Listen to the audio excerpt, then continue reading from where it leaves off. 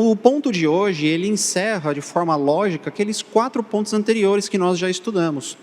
Para os irmãos que eventualmente perderam uma dessas aulas, elas estão hoje todas disponíveis lá no nosso YouTube, os irmãos podem conferir.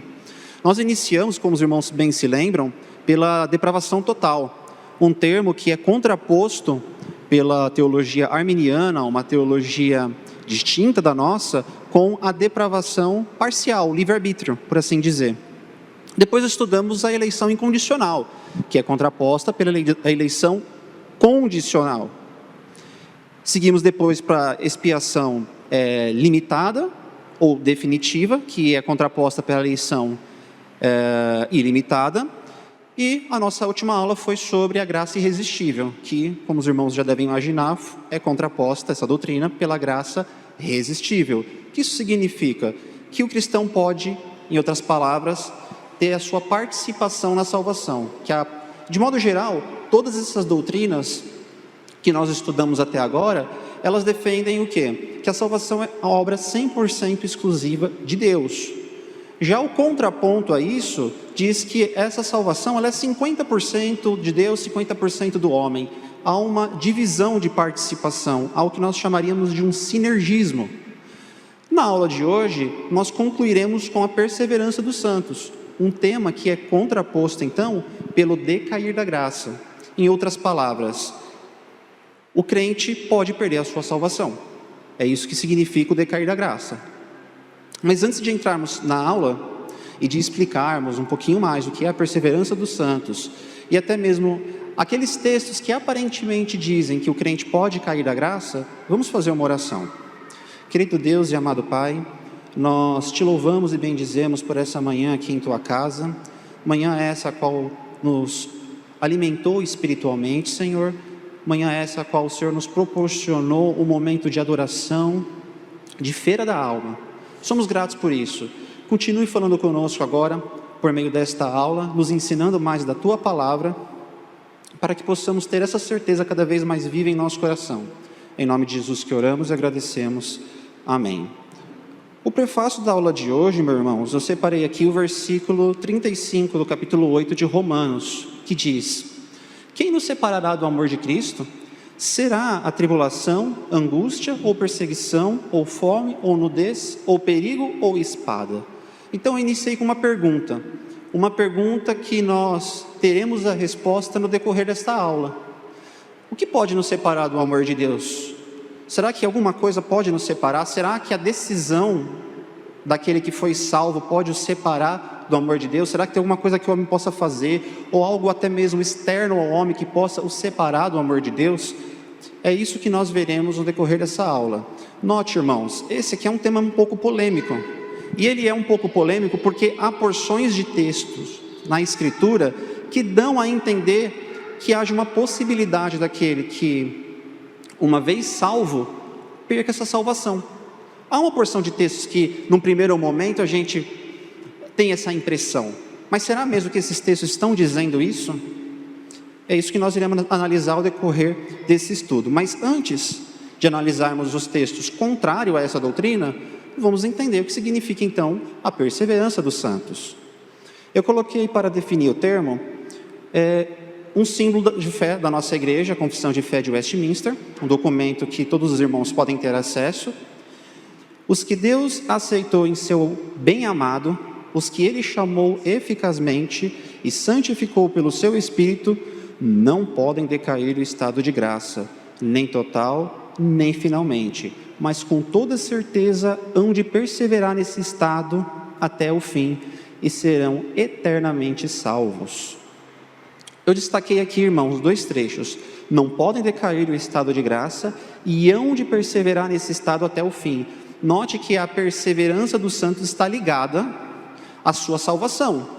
O que identifica que uma pessoa foi salva é a sua perseverança na fé. E isso nós iremos ver com mais detalhes, com embasamento bíblico, inclusive mais adiante.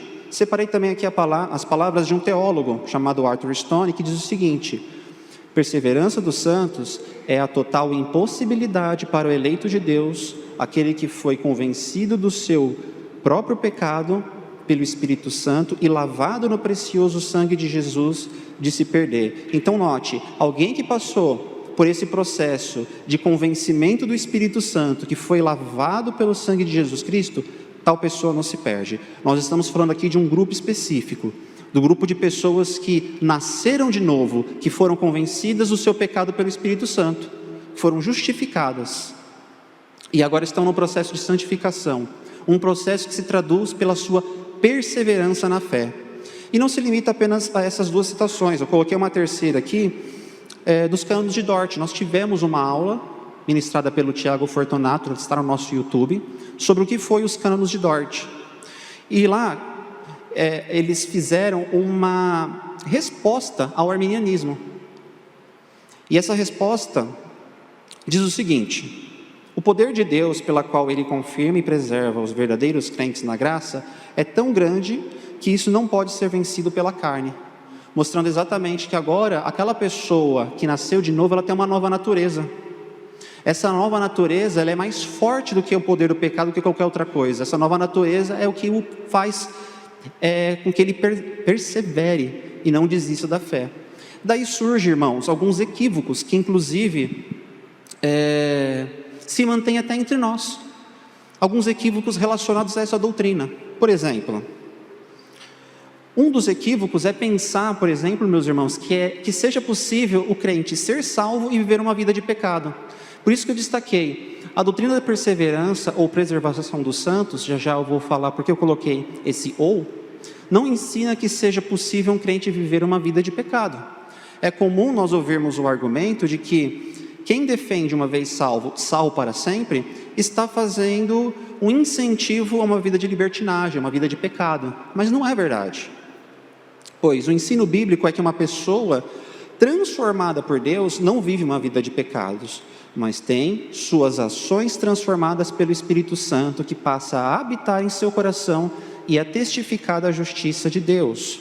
Como base, eu coloquei aqui: todo aquele que permanece nele não vive pecando. Todo aquele que vive pecando não o viu nem o conheceu. Note, irmão, a relação de permanência com conhecer a Deus. A pessoa que permanece no pecado, ela nunca conheceu a Deus, ao ponto que a pessoa que conheceu a Deus não permanece no pecado. É isso que João está falando aqui em sua epístola. Por isso que há um equívoco em pensar que a pessoa, uma vez salva, agora ela pode ser, como acontece em outras denominações, como na Igreja Católica, o tal do cristão não praticante, o católico não praticante. Isso não existe entre nós, o evangélico não praticante. A salvação, ela é manifesta pela sua perseverança, por um processo de santificação contínuo do Espírito Santo. Tudo bem? Bom, um outro texto que eu separei, que dá base a essa afirmação, é: dar-lhe-eis um só coração, espírito novo porei dentro deles, tirarei da sua carne o coração de pedra, e lhes darei um coração de carne, para que andem os meus estatutos e guardem meus juízos e os executem. E eles serão meu povo, e eu serei o seu Deus. Percebam que o andar nos estatutos de Deus, o guardar da sua lei, só é possível porque recebemos um novo coração. Porque aquele coração que nós tínhamos de pedra foi retirado, e agora nós temos um coração de carne que é inclinado ao bem de Deus e ao mesmo tempo sente a repulsa pelo mal. Se não fosse assim, irmãos, se a salvação dependesse em algum sentido da nossa perseverança, buscada por uma força interior, algo intrínseco ao homem, nós não teríamos como nos salvar, mas isso vem de Deus para nós, é uma obra que Deus operou em nosso coração. Por isso, esse equívoco de que o crente, uma vez salvo, vive uma vida de pecado, está enganado. E nesse mesmo sentido, eu separei: a doutrina da perseverança ou preservação também não ensina que seja possível ser crente e não lutar contra o pecado. Ou seja, nós já vimos que a pessoa recebeu um novo coração. Sendo assim, esse coração, ele agora tem o desejo de lutar contra o pecado. Anteriormente, enquanto não éramos salvos, tal desejo não existia. Nós vivíamos a nossa vida de pecado e não tínhamos uma consciência nos acusando de que aquilo era um pecado. Mas a partir do momento que há a salvação, essa consciência é despertada. A luta contra o pecado é uma das evidências de que houve a salvação verdadeira no coração do cristão, pois aquele que é justificado também é santificado por Deus. Olha o que diz a palavra de Deus: farei com eles aliança eterna, segundo a qual não deixarei de lhes fazer o bem, porei o meu temor no seu coração, para que nunca se apartem de mim. Perceba, eu destaquei a aliança eterna, não foi por um acaso, meus irmãos. Quando a Bíblia enfatiza que a aliança que Deus fez com o seu povo é uma aliança eterna, dizer que o seu povo se perderá é dizer que essa aliança teve uma data de validade, é que essa aliança ela foi quebrada. Porque o que consiste essa aliança feita por Deus com o seu povo? Consiste no temor dele em nosso coração. Consiste nesse temor que não nos permite desgarrarmos do Senhor, pecarmos, vivermos uma vida de pecado contínuo. Não vivemos essa vida de pecado contínuo porque Ele colocou o temor dEle em nosso coração. Tão somente por isso, irmãos, não por conta do nosso livre-arbítrio, da nossa força de vontade. Continuando, Deus vos escolheu desde o princípio para a salvação, pela santificação do Espírito e fé na verdade. O mesmo Deus que nos salvou, que na eternidade, no princípio nos escolheu, também escolheu um meio pelo qual nós seríamos salvos. O meio é a fé na verdade, o meio é a santificação, que se traduz em perseverança. Um outro equívoco recorrente, irmãos, é que essa doutrina não ensina que todo aquele que congrega em alguma igreja tenha feito profissão de fé e sido batizado seja salvo. O tal do mito da salvação por genealogia. Nós não somos salvos porque os nossos pais nasceram em lar presbiteriano, nossos avós também, e nós estamos nascendo em um lar presbiteriano. Não é isso que nos torna salvos, meus irmãos. Profissão de fé, batismo, cargos eclesiásticos não são garantias de novo nascimento. Biblicamente, é possível estarmos falsamente convencidos da nossa salvação. Olha o que diz Mateus 7, do 22 ao 23, um texto muito conhecido. Percebam, muitos, naquele dia hão de me dizer: Senhor, Senhor, porventura, não temos nós profetizado em Teu nome, em Teu nome não expelimos demônios, em Teu nome não fizemos muitos milagres? Então lhes direi explicitamente: nunca vos conheci, apartai-vos de mim, os que praticais a iniquidade. O que Jesus responde para esses muitos que estavam envolvidos no ministério, profetizavam, ou seja, pregavam, expulsavam demônios, participaram de milagres? O que Jesus disse para eles? Eu conheci vocês, mas vocês me decepcionaram, por isso apartem-se de mim. Não foi essa a resposta. Nunca vos conheci, foi a resposta de Jesus.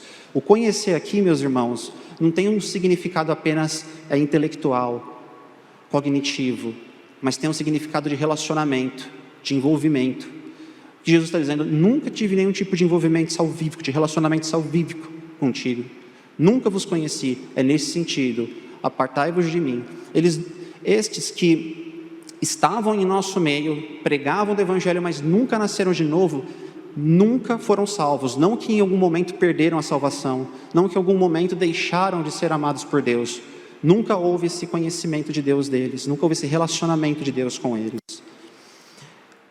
Romanos 9, 6, um célebre texto muito conhecido, diz o seguinte: não que a palavra de Deus haja faltado, porque nem todos os que são de Israel são israelitas. Esse texto de Romanos 9 é um texto muito emblemático, o capítulo 9, porque é um capítulo que Paulo faz um paralelo com Israel, mostrando a eleição de Deus, sobre a eleição de Deus para a salvação de alguns. E aqui, o que Paulo está dizendo é que, ainda que houvesse muitos israelitas circuncidados na carne, ou seja, pessoas que estavam ali no meio do povo de Deus, não significava que essas pessoas de fato eram o povo de Deus. Não era porque elas nasciam em Israel que as tornava de fato o povo de Deus, um israelita povo de Deus. Mas o que tornava essas pessoas o povo de Deus, o que nos torna povo de Deus, é a circuncisão no coração. Continuando, a doutrina da perseverança ou preservação dos santos também não ensina que somos melhores que os outros. Essa doutrina, meus irmãos, como todas as outras estudadas até então, em nenhum momento tem por objetivo dar espaço para o orgulho no homem.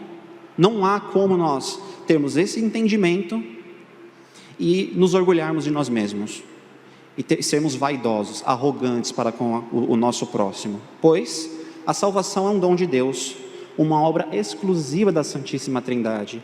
Por isso alguns teólogos até preferem a palavra preservação, que remete à ação de Cristo, em vez de perseverança, que acentua a ação do crente. Todavia, independente da escolha do termo, o crente só persevera porque Deus o preserva de todo o mal, não sobrando assim espaço algum para o orgulho ou arrogância por parte do cristão.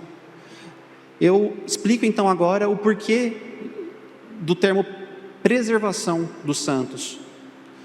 Alguns teólogos vão criticar o termo perseverança porque vão pensar, poxa, perseverança é algo que diz respeito ao homem, o homem perseverar, mas não é uma doutrina da graça, não é uma doutrina que indica a ação de Deus no homem. Então seja melhor talvez colocarmos o termo preservação dos santos. Mas irmãos, independente do termo, o fato é, só perseveramos, só nos mantemos na fé, porque Deus nos preserva.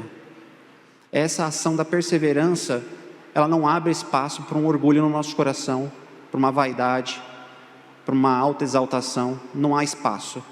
Nós temos que dar glória a Deus, graças a Deus, porque Ele nos preserva, Ele nos mantém no caminho dEle. Olha o que diz aqui, olha: eu, porém, roguei por ti, para que a tua fé não desfaleça. Tu, pois, quando te converteres, fortalece os teus irmãos. Jesus falando com Pedro. Por que Pedro não teve o mesmo destino de Judas? Por que Pedro, quando pecou, quando caiu, algo que acontece conosco, algo que acontece com todo cristão, quedas fazem parte da caminhada cristã, por que ele não foi ao suicídio, não recorreu ao suicídio, à total perdição? Porque Jesus intercedeu por Pedro. Pedro não podia se gabar, só melhor do que Judas. Alguns pastores coaches gostam de fazer esse paralelo.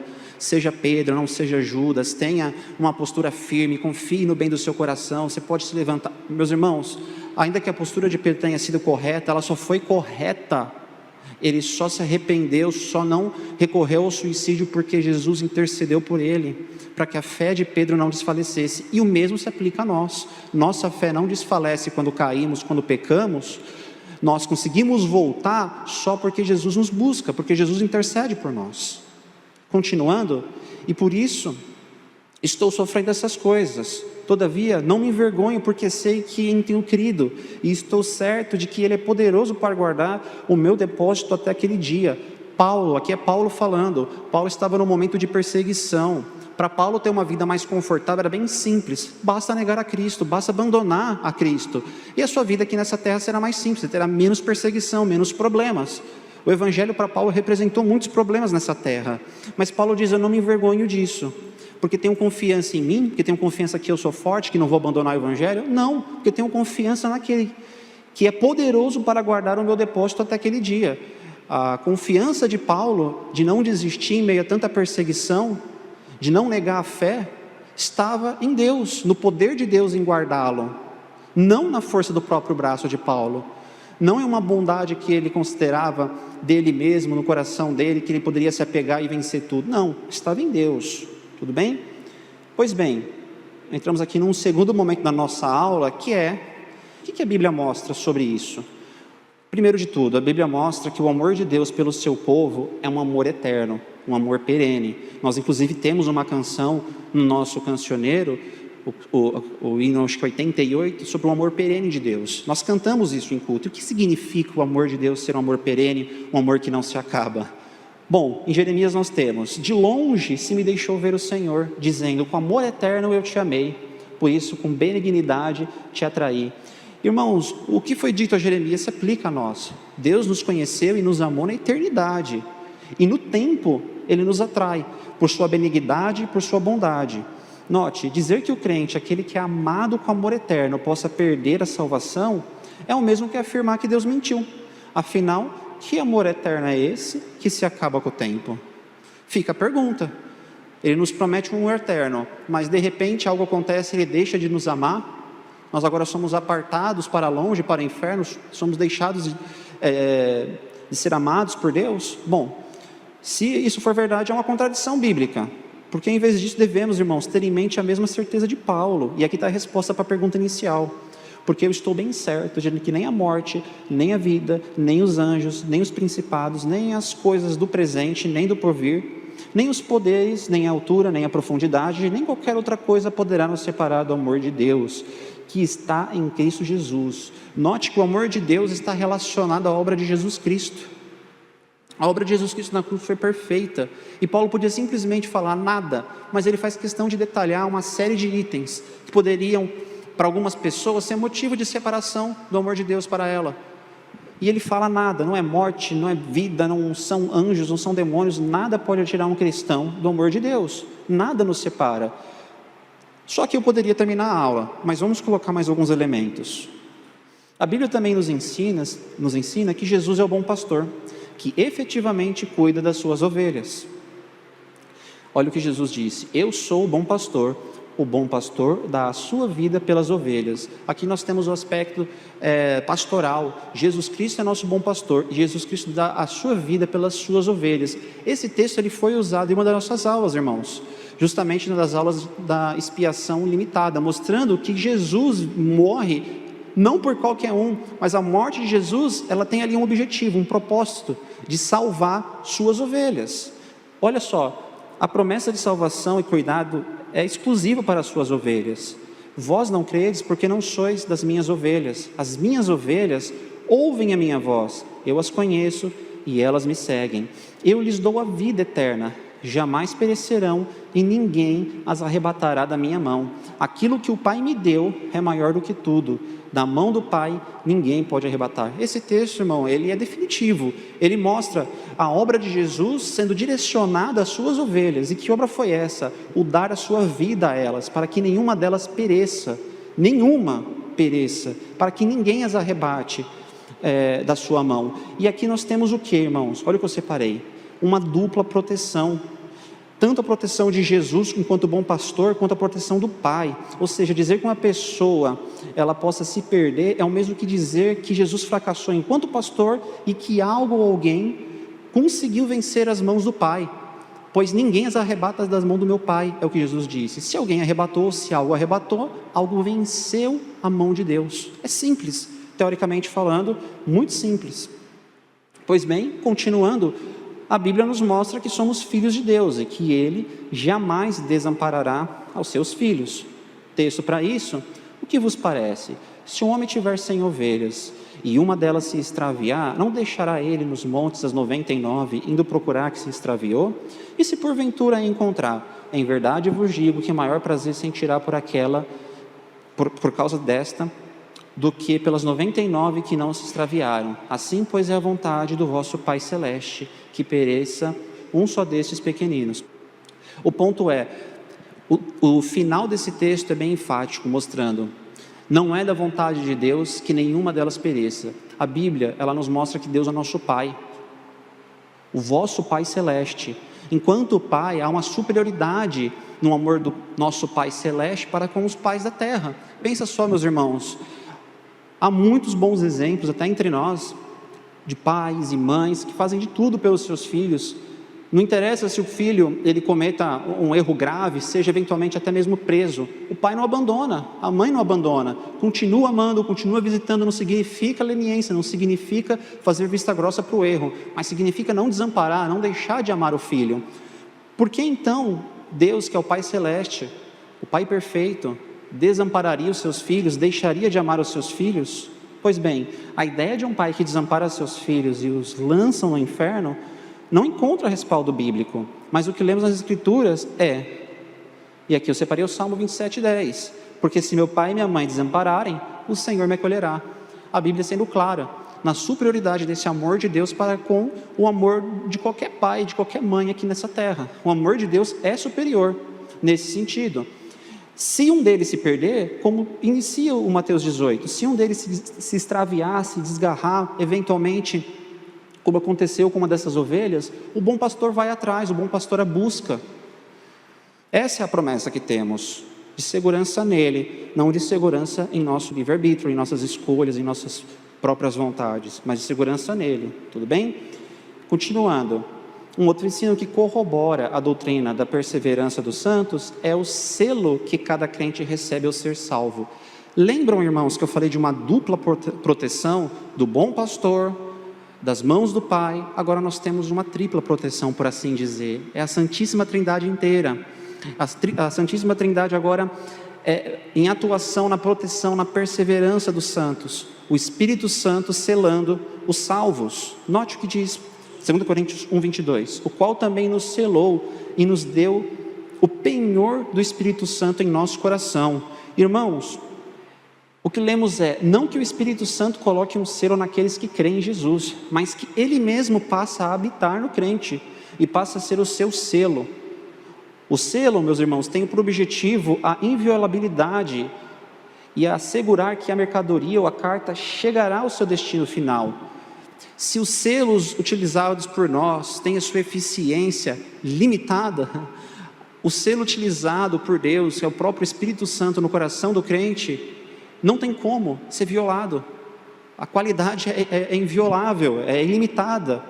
Por isso, nós temos certeza que não seremos violados pelo pecado, corrompidos pelo pecado, bem como seremos preservados até aquele dia.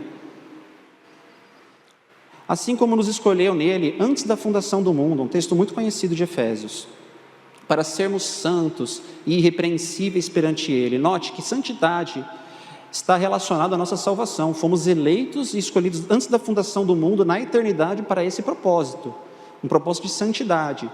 Em amor nos predestinou para ele, para adoção de filhos, por meio de Jesus Cristo, segundo o beneplácito da sua vontade, em quem também vós, depois que ouvistes a palavra da verdade, o evangelho da vossa salvação, tendo nele também crido, fosse selado com o Espírito Santo da promessa, o qual é o penhor da nossa herança, até o resgate da sua propriedade, em louvor à sua glória. Irmãos, esse é um processo que se inicia na eternidade, e esse é um processo que contempla o meio. Perceba que essas pessoas a que Paulo se refere, elas ouviram da palavra da verdade, do evangelho da salvação, e elas creram. Todo esse processo foi contemplado por Deus. Deus as predestinou para que elas ouvissem, para que elas crescem, e para que o processo de santificação delas progredisse. Tudo bem? Continuando, Jesus morreu para dar vida eterna aos seus eleitos. Parece simples e comum, né? De conhecimento comum esse tópico. Pois bem, tem implicações para nós. Por isso, quem crê no Filho tem a vida eterna. O que todavia mantém-se rebelde contra o Filho não verá a vida, mas sobre ele permanece a ira. Irmãos, qualquer pessoa, seja calvinista ou arminiano, independente da nomenclatura que se tenha, vai concordar que Jesus veio para nos dar a vida eterna. Mas que vida eterna é essa, irmãos? Que se pode perder, ganhar-se de novo com o risco de perdê-la novamente. Isso é uma vida eterna? Pois bem, é mais ou menos essa a ideia de que a nossa salvação, eu digo para aqueles que se contrapõem a esse ponto, né, a perseverança dos santos, a ideia é de que a nossa salvação ela pode ser diariamente perdida. Eu lembro de quando eu estava no meu neopentecostal e me diziam, olha, se Jesus voltar e você estiver, por exemplo, cometendo algum tipo de pecado, seja para eles, né, fumar, beber, coisa do tipo, você fica. Ou seja, o momento definiria a sua salvação. Cabia você estar salvo naquele momento que Jesus voltasse, ou cabia você estar salvo no meio da sua morte. Era uma perda e ganho de salvação muito recorrente. É assim para muitos arminianos. A salvação é algo muito fácil de se perder e de se conquistar, por assim dizer.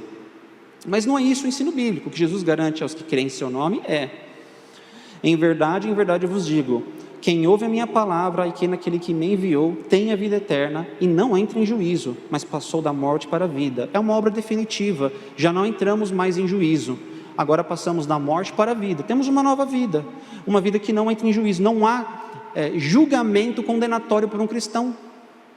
Não vamos enfrentar o grande dia a fim de sermos julgados e de repente condenados. Isso não existe para o cristão, não entramos mais em juízo. O apóstolo Paulo também tinha isso em mente quando disse, agora pois, já nenhuma condenação há para os que estão em Cristo Jesus, e essa deve ser a certeza no coração de cada um dos irmãos que já nasceram de novo. Bom, Jesus garante interceder por todos os seus, para que nenhum deles se perca. Quem os condenará? É Cristo quem morreu, ou antes quem ressuscitou, o qual está à direita de Deus e também intercede por nós. Perceba, irmãos, como já vimos, Jesus intercedeu por Pedro, mas a Bíblia mostra que a intercessão dele não se limitou a Pedro, se estende a nós. Ele também intercede por nós, para que a nossa fé não desfaleça. A intercessão e as obras de Cristo como sumo sacerdote satisfazem a justiça de Deus para o pecado e os preserva na presença de Deus. Note, Pai Santo, guardas em teu nome. Olha a oração, que linda oração. Guarda-os em teu nome que me deste, para que eles sejam um, assim como nós. Quando eu estava com eles, guardava-os no teu nome que me deste e protegi-os. Nenhum deles se perdeu, exceto o filho da perdição, para que se cumprisse a Escritura. E eu lhes tenho dado a tua palavra, e o mundo os odiou, porque eles não são do mundo, como também eu não sou. Não peço que os tire do mundo, e sim que os guarde do mal. Aqui temos muitos ensinamentos, irmãos, e um deles é aquele argumento de que Judas, um apóstolo de Jesus, ele que era para algumas pessoas salvo, perdeu a salvação. Esse argumento cai por terra aqui, porque a Bíblia mostra que a condenação de Judas, o desespero de Judas, o não encontrar arrependimento, por parte de Judas, estava exatamente porque ele, como estava prescrito nas Escrituras, era o filho da perdição. Ele não é um salvo, ele não tinha sido eleito por Deus, ele não tinha sido justificado por Deus, não tinha nascido de novo, não havia sido salvo. É por isso que a postura de Judas foi essa, diferente da postura de Pedro. Não contou com a intercessão de Jesus para que voltasse quando caiu. E mais, algo que se aplica a nós: não peço que os tire do mundo, e sim que os guarde do mal. A oração de Jesus ao Pai não é para que nós sejamos poupados das tribulações, sejamos poupados da perseguição. Ele não nos prometeu um percurso tranquilo, mas Ele nos prometeu uma chegada certa, e esse é o ponto: chegaremos, ainda que eventualmente feridos, ainda que eventualmente machucados, chegaremos, é certo isso, mas o percurso Ele também nos promete estar conosco e nos proteger. Continuando, sobre o apóstolo Paulo, nos ensina também que Deus utiliza a disciplina como meio de graça, para que seus filhos não sejam condenados. Irmãos, enquanto filhos de Deus, pecamos, é verdade, tropeçamos, por vezes nos rebelamos contra Deus, mas Deus estabeleceu um meio de graça para os seus filhos, chamado disciplina. Mas quando somos julgados, somos disciplinados pelo Senhor, para não sermos condenados com o mundo. O Senhor nos disciplina exatamente para esse propósito, para o propósito de perseverarmos, de não desistirmos da fé, de não sermos com o mundo condenados. Perceba, irmãos, pode esperar, se eventualmente ocorrer de os irmãos adquirirem alguma prática pecaminosa, se desviarem do caminho do Senhor, serão disciplinados pelo Senhor. A disciplina pode até ser severa, mas ela é para o seu bem, é para que volte para o caminho de Deus, é um meio de graça. A falta de disciplina, ela representa um sinal de que não houve verdadeira salvação.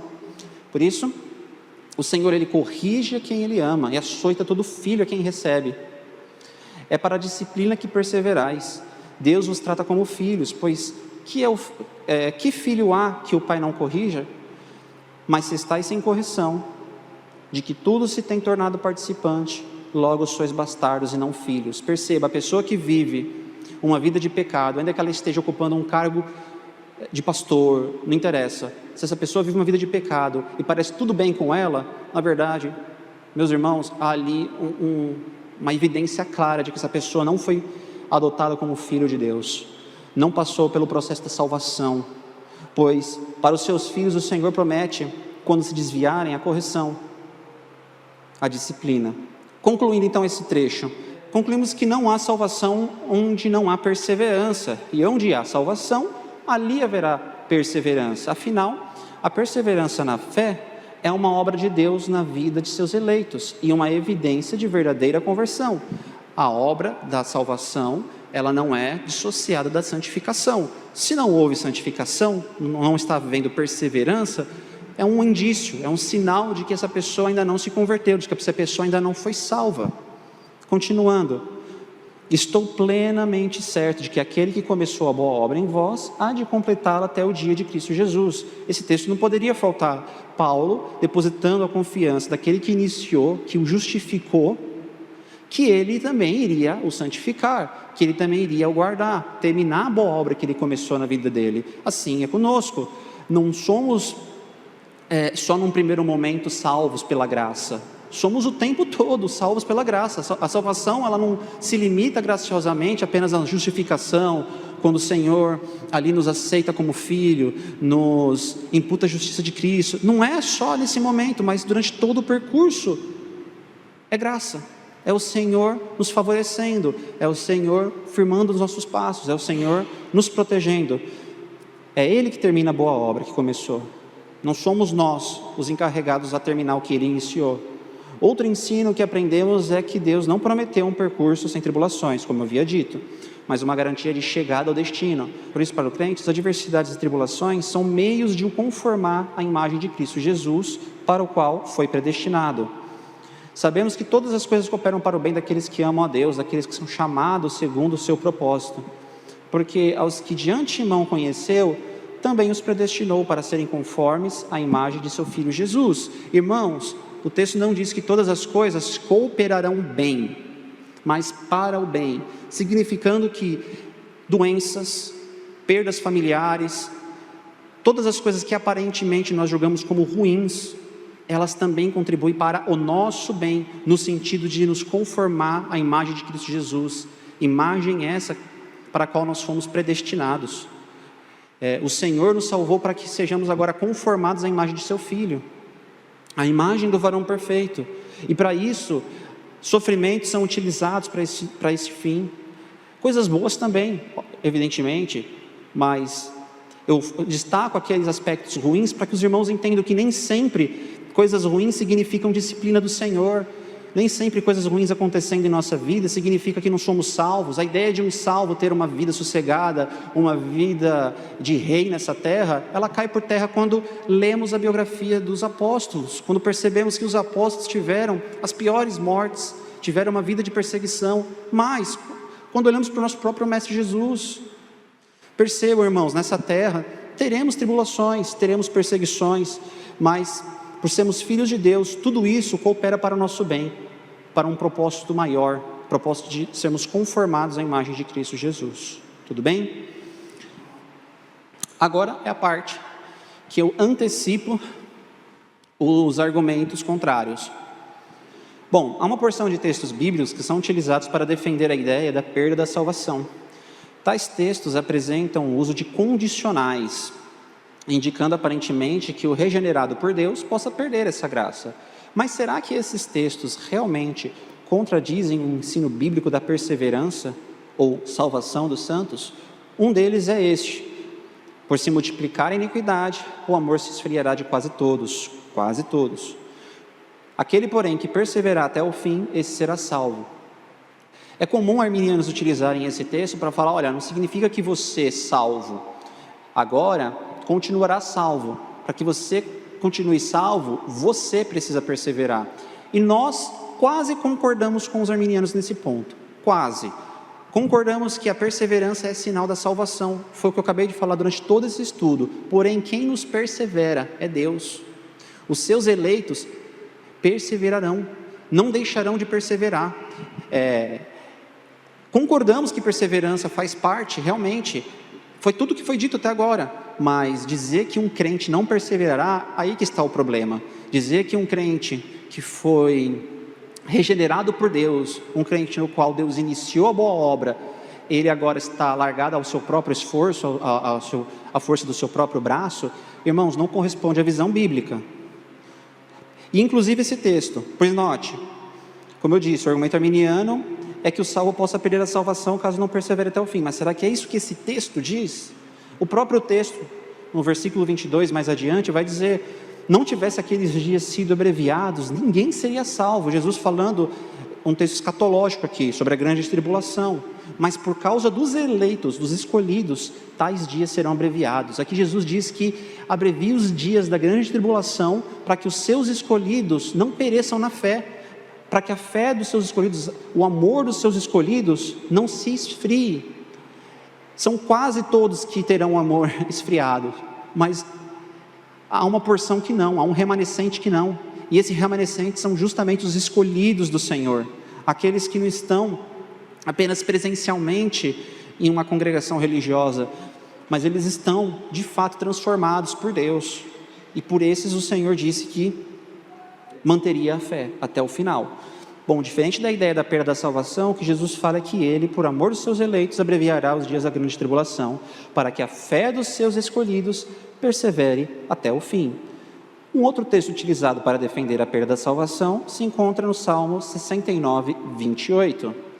Sejam riscados do livro dos vivos e não tenham registro com os justos.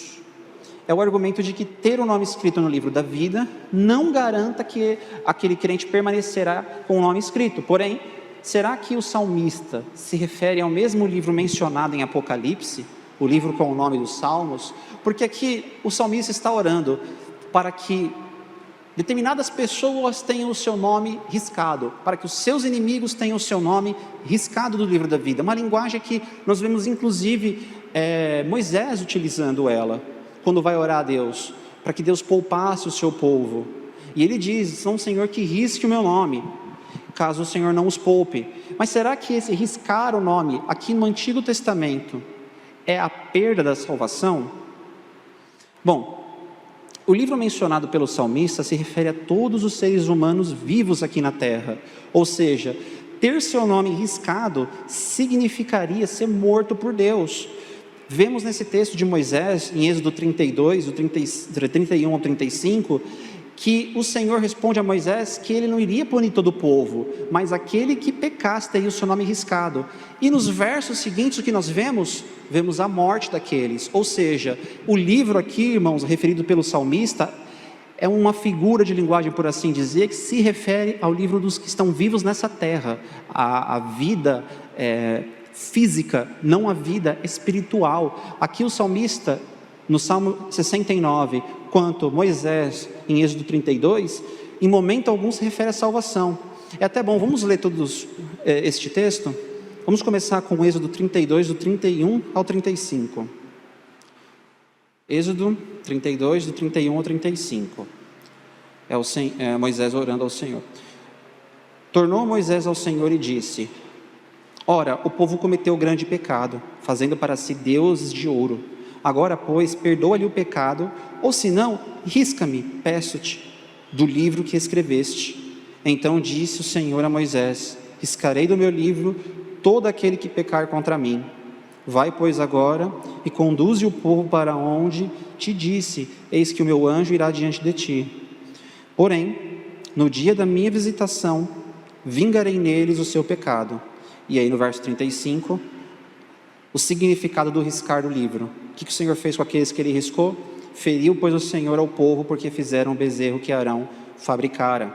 No Salmo 69,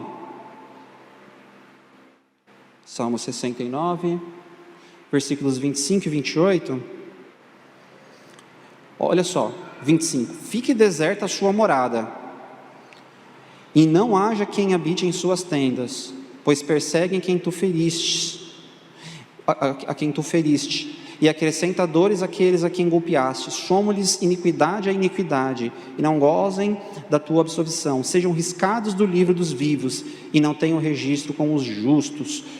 Perceba quantos flagelos físicos o salmista, nessa sua oração imprecatória, que é uma oração para manifestação da vingança de Deus sobre os ímpios, quantas características, flagelos físicos ele nomeia, desde fique deserto a sua morada, que agora habitem em tendas, persegue aqueles que o Senhor já feriste. Note quantas ele está se relacionando tudo no âmbito físico, não no âmbito espiritual. Mas eu sei, talvez os irmãos pensam: mas em Apocalipse não é o mesmo livro? Tem certeza? Bom, Apocalipse é um texto muito interessante, e aqui eu já coloco ele, porque a linguagem utilizada lá ela é diferente. A linguagem utilizada em Apocalipse é de que os ímpios nunca tiveram seus nomes escritos no livro da vida, enquanto os salvos jamais terão seus nomes riscados. Percebam, Apocalipse 17:8: e aqueles que habitam sobre a terra, cujos nomes não foram escritos no livro da vida desde a fundação do mundo. Perceba que tal escrita se deu na fundação do mundo. Se admirarão, vendo a besta que era e não é, mas aparecerá.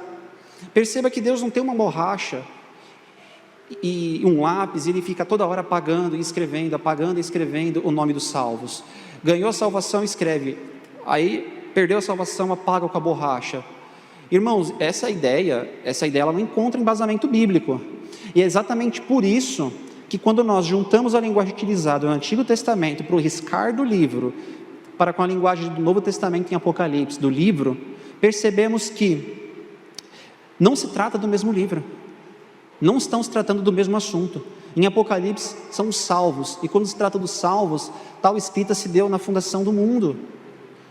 E não há referência alguma de que há um grupo de pessoas que tiveram o seu nome riscado. Eu separei outros textos em Apocalipse, inclusive, né? Apocalipse 3,5, porque não coube no slide. Vamos para Apocalipse 3,5, que é quando aparece essa linguagem. O vencedor será assim vestido de vestiduras brancas, e de maneira nenhuma, de modo nenhum apagarei o seu nome do livro da vida. Pelo contrário, confessarei o seu nome diante do meu Pai e diante dos seus anjos. É segurança de que de maneira nenhuma, irmãos, de maneira nenhuma teremos o nome apagado. Então aqui já acaba o argumento, mas vamos continuar, porque ainda tem Apocalipse 13:8. Um outro texto que também demonstra essa doutrina. Apocalipse 13:8. E adorá-la-ão todos os que habitam sobre a terra, aqueles os nomes não foram escritos no livro da vida, do Cordeiro que foi morto desde a fundação do mundo. Percebo que aqueles que se dobrarão à besta, que irão viver essa vida de pecado, essa vida de apostasia, em alguns casos, são pessoas que nunca tiveram seus nomes escritos no livro da vida. Então esse é um outro texto muito conhecido, o texto que para os arminianos tem ali implicitamente, o Senhor tem uma caneta ou um lápis e uma borracha. Mas é um texto que é utilizado de forma equivocada, irmãos, porque em nenhum momento há esse implícito no texto, de uma caneta, de um lápis, de uma borracha, de um branquinho, nada disso. O texto é bem definitivo, o livro da vida é inalterável. Tudo bem? Pois bem, um outro texto, e aí dá inclusive nome à doutrina arminiana, que é a doutrina que se contrapõe a esse nosso estudo, que é o de Gálatas 5, um texto que é usado para mostrar que o cristão pode decair da graça. Bom, olha o que diz o texto, nos versículos 2 e 5 de Gálatas. Eu, porém, vos digo que se pois deixares circuncidar, Cristo de nada vos aproveitará. De novo testifico a todo homem que se deixa circuncidar, que será obrigado a guardar toda a lei. De Cristo vos desligastes, vós que procurais justificar-vos na lei, da graça decaístes, porque nós, pelo Espírito, aguardamos a esperança da justiça que provém da fé. Bom, e o argumento é que a expressão da graça decaíste se refere à perda de salvação. Para que esse texto se refira à perda de salvação, tudo o que nós estudamos sobre pastoreio de Jesus, nossa filiação por parte de Deus, a vida eterna que o Senhor nos deu, tudo tem que ser anulado, para que esse texto realmente queira se referir a crentes que de fato podem decair da graça, eventualmente. Bom, o texto ele não diz isso. O texto ele se refere a irmãos convertidos do judaísmo que estavam abandonando o caminho da graça para se voltarem ao caminho da lei.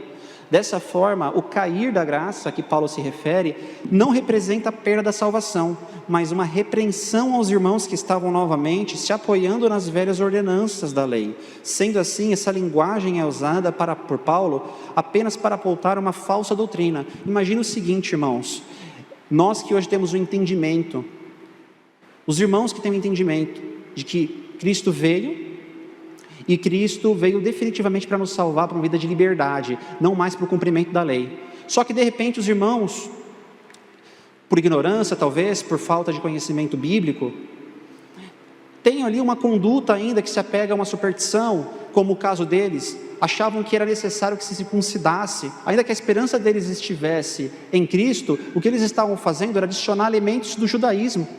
Como em alguns casos hoje, há irmãos que são salvos, mas pensam, eu posso perder minha salvação.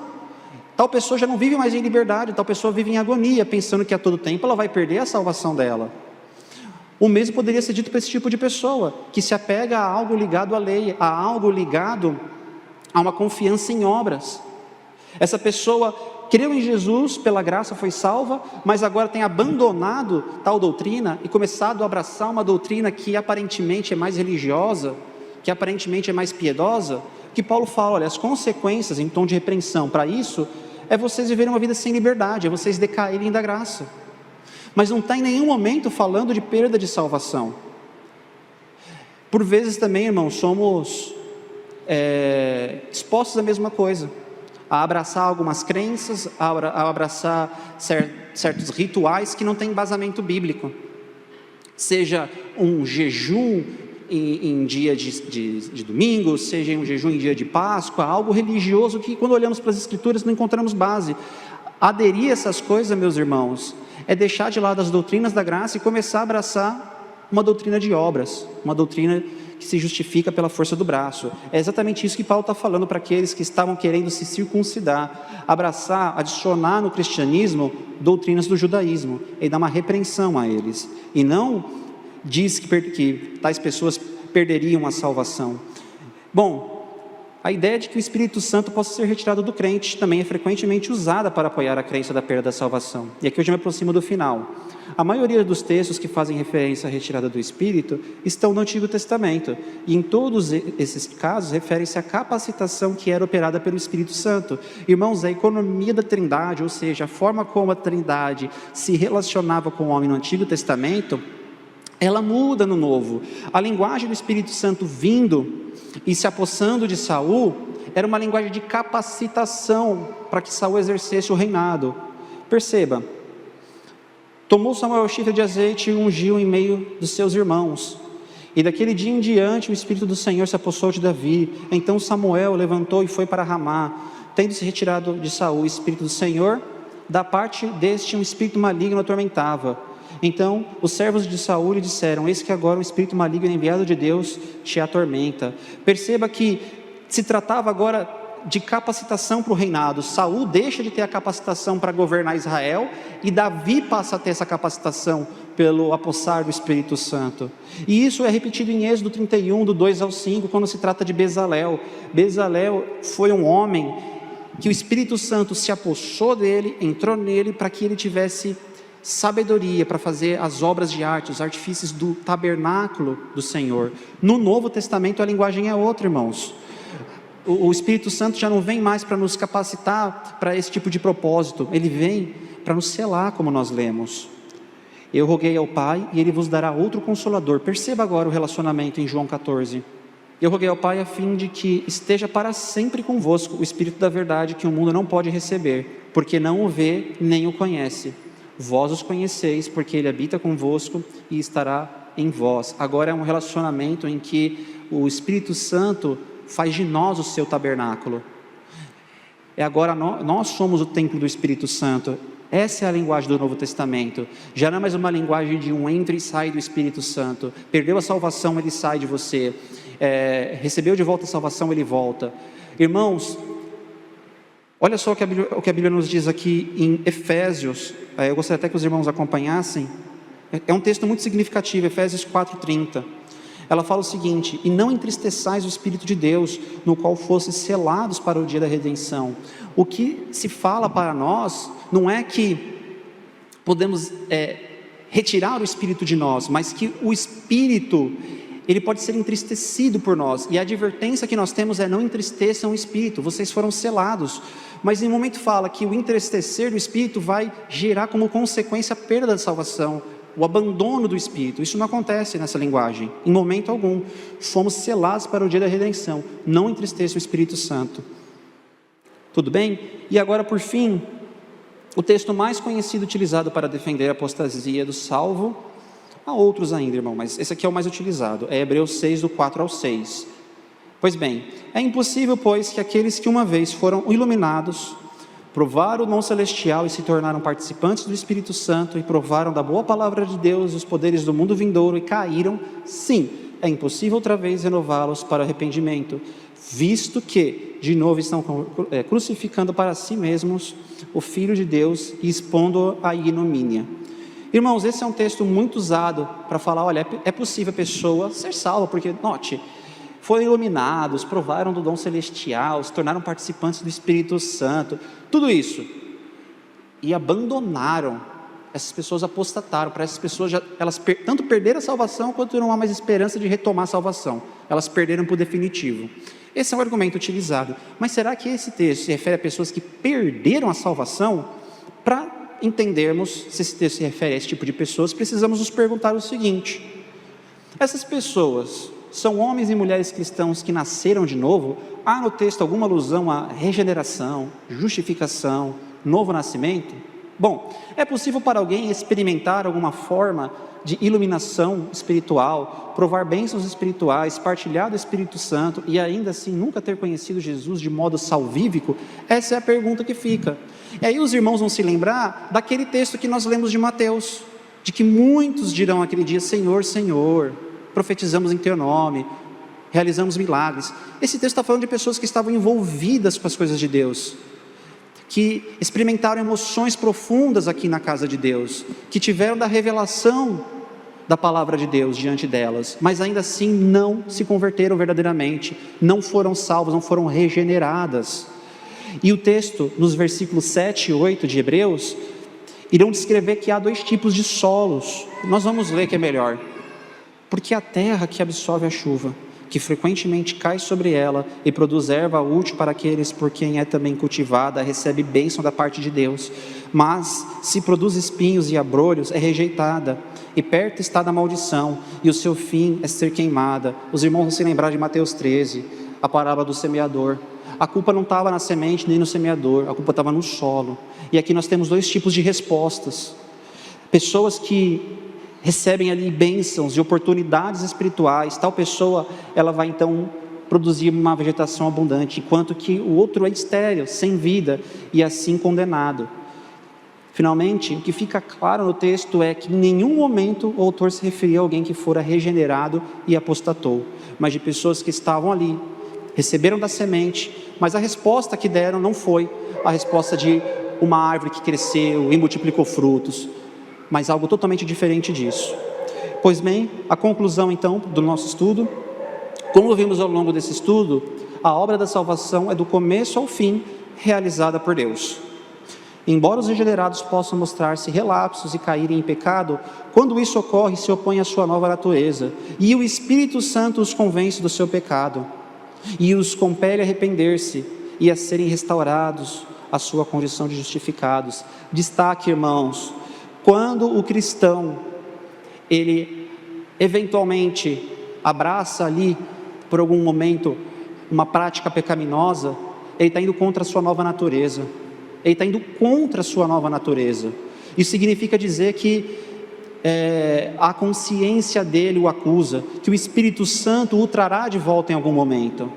Bem como uma pessoa que nunca foi regenerada e está em nosso meio, também está indo contra a natureza dela, que é uma natureza de pecado. O que significa que o bem será por ela em algum momento enfadonho, será por ela cansativo, e ela abandonará isso. Ela não conseguirá perseverar na fé.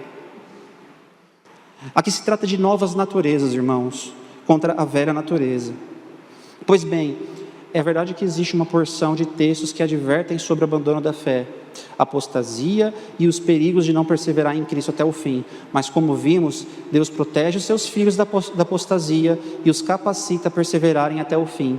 O que significa que aqueles que estavam em nosso meio, mas não perseveraram, nunca foram verdadeiramente salvos. Qual que é a base?